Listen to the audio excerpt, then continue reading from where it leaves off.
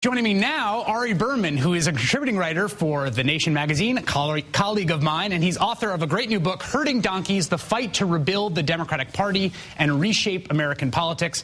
Ari, thanks so much for joining me. Chris, thanks so much for having me. Great to see you, from New York at least. So Tom Perriello has sort of bucked, I think, the trend that you've seen in a lot of swing districts in which you've seen a lot of Democratic members of Congress try to put distance between themselves and the president based on what the president's poll numbers are in those districts. He's really run on the legislative record of Democrats. Why haven't we seen more of that? Yeah, well, he really has bucked the trend, as you say, and most Democrats are running away from the president because they view the president as unpopular. The irony, of course, is that the president's numbers really determine their numbers, that if Obama is up, they're going to be up, and if Obama's down, a lot of these Democrats who are distancing themselves from the president are also going to lose. And so I think from the very beginning, a lot of particularly conservative Democrats thought they could differentiate themselves from the president, but I don't think it's going to be possible ultimately.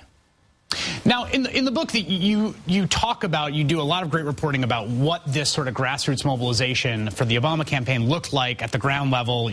Stuff in North Carolina. You have people who hadn't been involved before knocking on doors and driving out to remote areas that had never been canvassed before.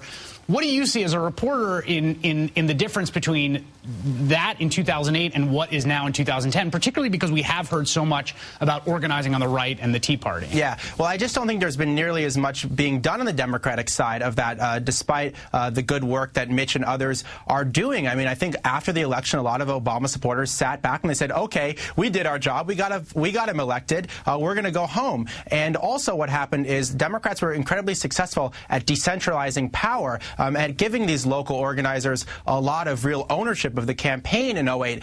But now so much of stuff is being run out of Washington. The White House is running a very conventional top-down insider White House. And I don't think there's a whole lot of outlet for the grassroots in 2010 like there was in 2008.